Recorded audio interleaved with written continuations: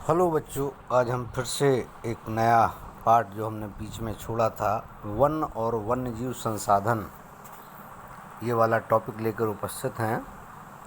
मैं दोहरे सर आज आपको पढ़ाने जा रहा हूँ कि वन और वन्य जीव ये हमारे लिए संसाधन कैसे हैं। इस ग्रह पर हम देखते हैं कि बहुत सारे सूक्ष्म जीवाणु हैं, बैक्टीरिया हैं, जोंक से लेकर वट वृक्ष, हाथी और ब्लू व्हेल माने तक जो सबसे बड़े जानवर हैं, करोड़ों दूसरे जीवधारियों के साथ रहते हैं। यह पूरा एक आवासीय स्थल जिस पर हम रहते हैं अत्यधिक जैव विविधताओं से भरा हुआ है। माने विभिन्न प्रकार के जीव जंतु इस पर रहते हैं। मानव और दूसरे जीवधारू एक जटिल पारिस्थितिकी तंत्र का निर्माण करते हैं। पारिस्थितिकी तंत्र माने कि हम उसी परिवेश में रह सकते हैं। मानव को भी वही परिवेश चाहिए और पेड़ पौधों जीव जंतुओं को भी वही परिवेश चाहिए। एक उदाहरण के लिए हम कहें आपसे कि आप किसी रिश्तेदार के यहाँ एक समय होगा कि 1 दिन, 2 दिन, 4 दिन, 10 दिन, 20 दिन, इससे ज़्यादा नहीं रह सकते हैं, क्योंकि उस घर में ज़्यादा दिन आप एडजस्ट नहीं कर पाएंगे। इसी प्रकार हम चाहें कि अपने क्षेत्र में चाय की खेती कर लें, तो चाय के पौधे को जो परिस्थिति चाहिए वो हम नहीं दे पाएंगे, इसलिए हमारे यहाँ चाय की खेती नहीं हो सकती है। मतलब ये है कि इस पारिस्थितिकी तंत्र में मनुष्य को, सभी जीवधारियों को और पेड़ पौधों को एक साथ रहने का आदत हो जाती है, जिसका हम मात्र एक हिस्सा हैं। अपने अस्तित्व के लिए इसके विभिन्न तत्वों पर निर्भर रहते हैं। हर किसी को अपने अपने अस्तित्व को बचाना है तो उसे विभिन्न चीज़ों की ज़रूरत है, जैसे वायु जिसमें हम सांस लेते हैं, हम जल पीते हैं, मृदा जो अनाज पैदा करती, इसके बिना हम जीवित नहीं रह सकते। पौधे, पशु और सूक्ष्म जीव इनका पुनः सृजन करते हैं। वन पारिस्थितिकी तंत्र में महत्वपूर्ण भूमिका निभाते हैं, क्योंकि ये प्राथमिक उत्पादक हैं जिन पर दूसरे सभी जीव निर्भर हैं। आगे हम देखें भारत में वनस्पति जात और प्राणी जात। यदि आप आसपास नज़र दौड़ाते हैं तो आप पाएंगे कि कुछ ऐसे प्राणी और पौधे हैं जो आपके क्षेत्र में ही पाए जाते हैं। वास्तव में भारत जैव विविधताओं के संदर्भ में विश्व के सबसे समृद्ध देशों में से एक है। माने भारत की धरती पर विभिन्न प्रकार के पेड़ पौधे, जीव जंतु, दुनिया भर के इस प्रकार की चीज़ें उपलब्ध हैं, जहां विश्व की सारी जैव उपजातियों की 8% संख्या, लगभग इनकी संख्या में गिनती करें तो 16 लाख पाई जाती है। ये अभी खोजी जाने वाली उपजातियों से 2 या 3 गुना हैं। आप पहले ही भारत में पाए जाने वाले वन और वन्यजीव संसाधनों का क्षेत्रफल और किस्मों के बारे में पढ़ चुके हैं। अब प्रश्न है कि इन सारी चीज़ों का हमारे दैनिक जीवन में क्या महत्व है। तो देखें, हम ये विविध वनस्पति जात और प्राणी जात हमारे हर रोज़ के जीवन में इतने गुथे हुए हैं कि हम इनकी कद्र नहीं करते, परंतु पर्यावरण के प्रति हमारी असंवेदना के कारण पिछले कुछ समय से इन संसाधनों पर भारी दबाव पड़ा है। कुछ अनुमान कहते हैं कि भारत में 10% वनस्पति जात और 20% स्तनधारियों को लुप्त होने का खतरा है। मतलब ये ख़त्म हो जाएंगे। इनमें से कई उपजातियां तो नाजुक अवस्था में हैं, लुप्त होने के कगार पर हैं। इनमें है चीता, गुलाबी सिर वाली बतख, पहाड़ी कोयल और जंगली चित्तीदार उल्लू, मधुका इनसिग्निस महुआ की एक किस्म है। ये महुआ एक पेड़ होता है। हुबरड़िया, हेप्टान्यूरॉन, ये घास की प्रजाति है। जैसे पौधे हैं ये ख़त्म हो जाएंगे, ये किसी तरह चल रहे हैं बस।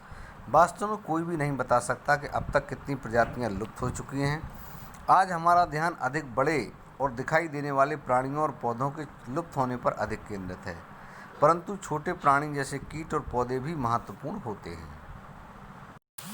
एक पैराग्राफ हम यहाँ देखते हैं, लुप्त होते वन। भारत में जिस पैमाने पर वन कटाई हो रही है यह विचलित कर देने वाली बात है। देश में वन्य आवरण के अंतर्गत अनुमानित 79.42 मिलियन हेक्टेयर क्षेत्रफल है। यह देश के कुल भौगोलिक क्षेत्रफल का 24.16% हिस्सा है, जिसमें सघन वन है 12.2%, खुले वन हैं 9.14% और मैंग्रोव हैं जो समुद्रों के किनारे कहलाते हैं 0.14%। स्टेट ऑफ फॉरेस्ट रिपोर्ट 2015 के अनुसार वर्ष 2013 में सघन वनों के क्षेत्र में 3,775 वर्ग किलोमीटर की वृद्धि हुई, परंतु वन क्षेत्र में यह वृद्धि वन संरक्षण उपायों प्रबंधन की भागीदारी तथा वृक्षारोपण से हुई। मतलब हमने कोशिश भी की है कि पेड़ पौधे लगाए जाएं। आप अपने स्कूल में भी देखते होंगे हर साल कार्यक्रम चलाया जाता है कि पेड़ पौधे लगाए जाएं। आप लोग उसमें काफ़ी मदद करते हैं। तो इस प्रकार से हमारी प्रयास क्या है कि हम किसी प्रकार अपने वन्य जीव वन पेड़ पौधों को बचाएं और उन्हें काटने से रोकें। इसी बात को ध्यान में रखते हुए इन प्राणी और पौधों की प्रजातियों को एक अंतर्राष्ट्रीय प्राकृतिक संरक्षण और प्राकृतिक संसाधन संरक्षण संघ है IUCN, उसके अनुसार इनको निम्नलिखित श्रेणियों में बांटा गया। हमने उन्हें कैटेगराइज कर लिया ताकि हम उनका देख सकें कि किन की क्या स्थिति है। नंबर 1 में है सामान्य प्रजातियाँ। ये वे जातियाँ हैं जिनकी संख्या जीवित रहने के लिए सामान्य मानी जाती है, मतलब इनकी संख्या में कमी नहीं है, जैसे पशु, साल, चीड़, कृंतक। कृंतक माने रोडेंट जिन्हें कहते हैं, जो दांत से कुतरने वाले चूहे जैसे प्रजाति के जीव हैं, इनकी संख्या पर्याप्त है। कुछ हैं संकटग्रस्त जातियाँ। ये वे जातियाँ हैं जिनके लुप्त होने का खतरा है। जिन विषम परिस्थितियों के कारण इनकी संख्या कम हुई, यदि वे जारी रहती हैं तो इन जातियों का जीवित रहना कठिन है, जिनमें है काला हिरण, मगरमच्छ, भारतीय जंगली गधा, गैंडा, शेर, पूंछ वाला बंदर, संगाई, ये मणिपुर का हिरण है, ये जातियाँ हैं। तीसरे हैं सुभेद जातियाँ। ये वे जातियाँ हैं जिनकी संख्या घट रही है।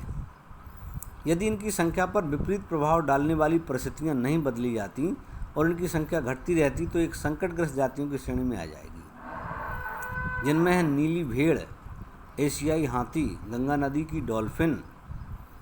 एक है दुर्लभ जातियाँ।